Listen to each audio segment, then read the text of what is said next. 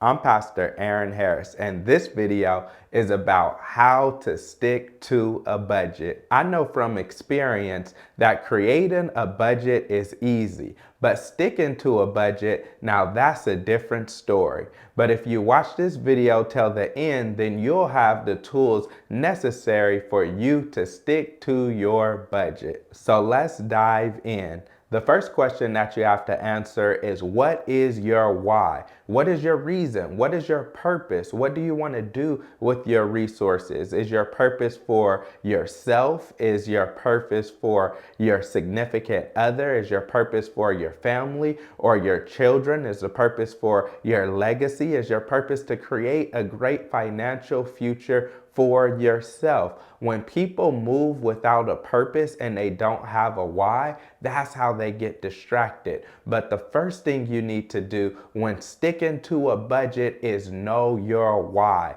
I am doing this. I am making these sacrifices so that I can accomplish this in the future. Once you have your why, then you'll have your motivation. After you answer the question of what is your why, then you have to answer the question of what are your goals? Meaning your goals should be written out, that they should be specific, they should be clear, and you should know exactly what the goals are that you want to accomplish. And your goals should line up with your purpose. Your goals should line up with your why. So your goals are how you're going to go out and actually accomplish what it is that you want to do. So once you have your vision, once you have your purpose, once you have your why, then you set your goals, which are checkpoints to help you to get to that purpose or to get to that why. Then after that, you are ready to start going and making sure that you can stick to your budget. But now let's talk about the elephant in the room.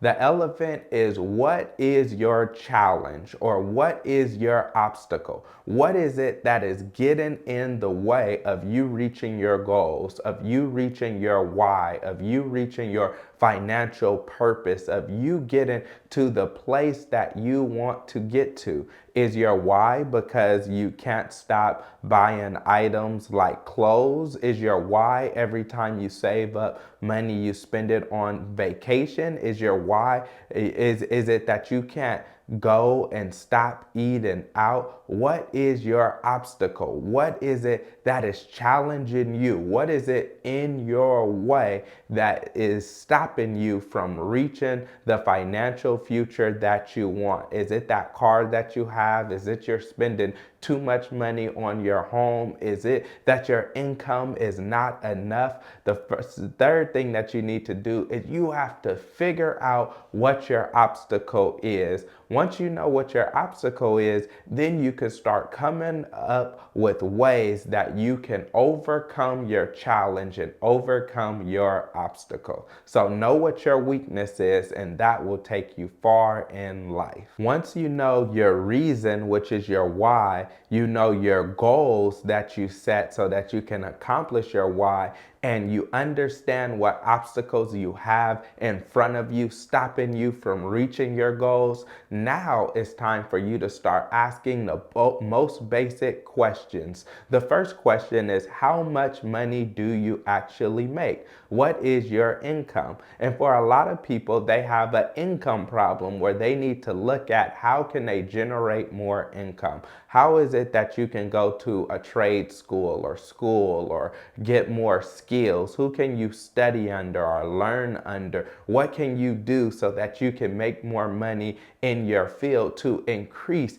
your income? So you start looking at, what is your net income? What is it that you have to work with that's going to help you to be able to reach your goals? Then after that, you have to look at, what are your expenses or what are your expenditures? What are those set expenses? What are you spending your money on?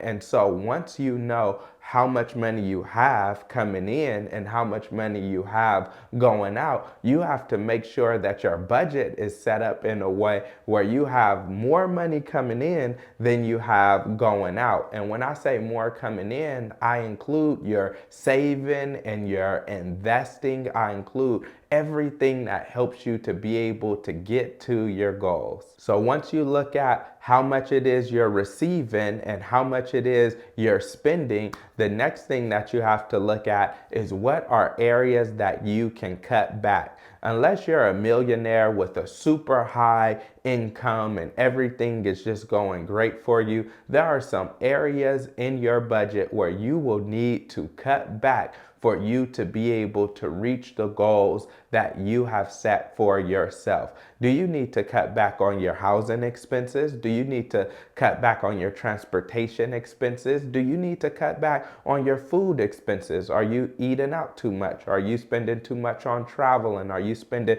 too much on yourself just going to Starbucks? But you should be looking at your statements, your income statements. You should be looking at your spending statements, and you should be seeing where your money is going. And from that, it should be a red flag saying, hey, you're overspending in this area. And if you cut back a little bit, you could take the money that you were spending on unnecessary things and you can use those resources towards your why, towards your purpose, towards accomplishing your goal, towards sticking to your budget. Once you look at where you can cut back, then it's time for you to look at what is your plan.